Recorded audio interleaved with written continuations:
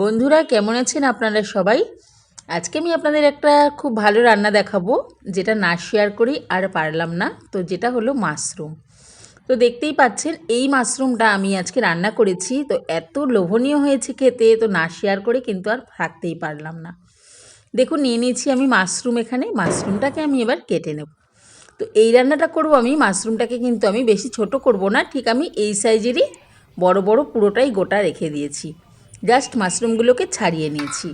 এবার আমি দুটো টমেটো ছোট সাইজের, আর এখানে দুটো আলু কেটে নিয়েছি। আলুটা এরকম সাইজেরই রেখেছি। আর নিয়েছি পেঁয়াজ 1 ইঞ্চি মতো, আদা 6-7 কোয়া রসুন, আর 5-6টা লঙ্কা। ঝালটা আপনারা যে যার বুঝেই দেবেন।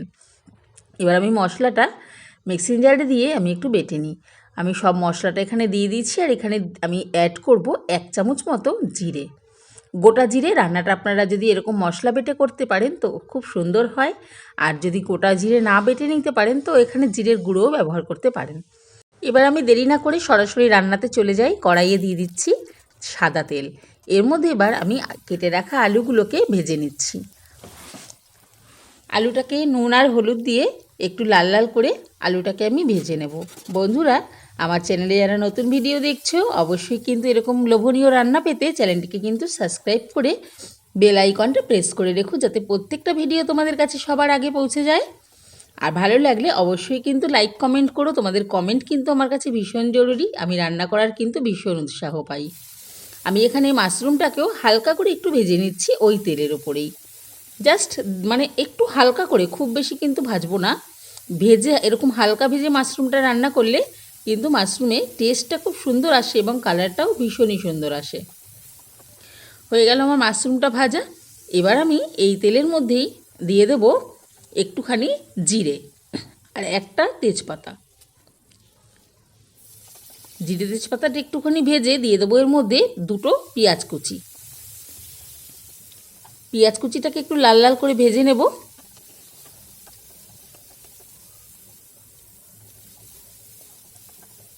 পেঁয়াজটা একটু ভালো করেই লাল লাল করে ভেজে নিচ্ছি। একদম ব্রেস্টা টাইপের যেন না হয়ে যায়, মোটামুটি একটু ব্রাউন কালার চলে আসলেই হবে। এবার আমি এর মধ্যে দিয়ে দিলাম টমেটো কুচিগুলো। টমেটোটা এবার কাঁচা গন্ধটা জাস্ট চলে যাবে। একটুখানি 2 মিনিট মতো নাড়াচাড়া করি। এর মধ্যে দিয়ে দিচ্ছি বেটে রাখা মশলাটা। জাস্ট একটুখানি জল দিয়ে দিলাম মিক্সির বাটিটা ধুয়েই। এবার আমি এখানে কালারের জন্য ইউজ করছি একটুখানি কাশ্মীরি লঙ্কার গুঁড়ো, আর দিয়ে দিলাম নুন আর হলুদ। ব্যাস মশলাটা আমি একটুখানি কষিয়ে নেব। দেখুন এখানে কিন্তু আমি খুব বেশি তেল কিন্তু ব্যবহার করছি না।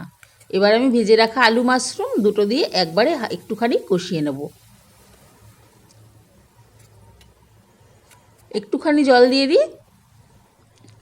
দিয়ে কষিয়ে নিচ্ছি। যেহেতু খুব বেশি তেল দিইনি তার জন্য কিন্তু তেলে চপচপ পড়ছে না, তাই অল্প একটুখানি জল দিয়ে নিলাম যাতে মশলাটা পুড়ে না যায়। এইভাবে ভালো করে কষিয়ে নিতে হবে। কষানো হয়ে গেলেই এবার দিয়ে দিচ্ছি জল। এখানে আমি 1.5 বাটি মতো জল দিয়েছি, ছোট বাটির 1.5 বাটি মতো জল দিয়ে দিচ্ছি। এবার ফুটে ওঠা পর্যন্ত একটু অপেক্ষা করব। বন্ধুরা, রান্না তো করতে অনেক সময়ই লাগে, তো তোমাদেরকে অত টাইম নিয়ে তো দেখাতে পারবো না, আর তোমরা ধৈর্য ধরে দেখবেও না। তাই জন্য খুব ছোট করেই খুব তাড়াতাড়ি করে ভিডিওটা দেখানো হয়। তো তোমরা স্কিপ না করে কিন্তু পুরো ভিডিওটা দেখো। এবার ফুটে উঠে গেছে ঝোলটা। এবার আমি একটু 10 মিনিটের জন্য আমি একটু ঢাকা দিয়ে রান্না করে নেব, যাতে আলু সেদ্ধ হয়ে যায় আর মাশরুমটা। দেখো 10 মিনিট পরেই ঢাকাটা তুলে কিন্তু মাশরুমটা আমার পুরো রেডি হয়ে গেছে। এখানে আমি জাস্ট হাফ চামচের মতো একটু চিনি ব্যবহার করব, আর দিয়ে দেবো গরম মশলা গুঁড়ো। দিলেই রান্নাটা আমার পুরো কমপ্লিট হয়ে গেছে। বন্ধুরা, রান্নাটা কিন্তু খুবই সুন্দর খেতে লাগে।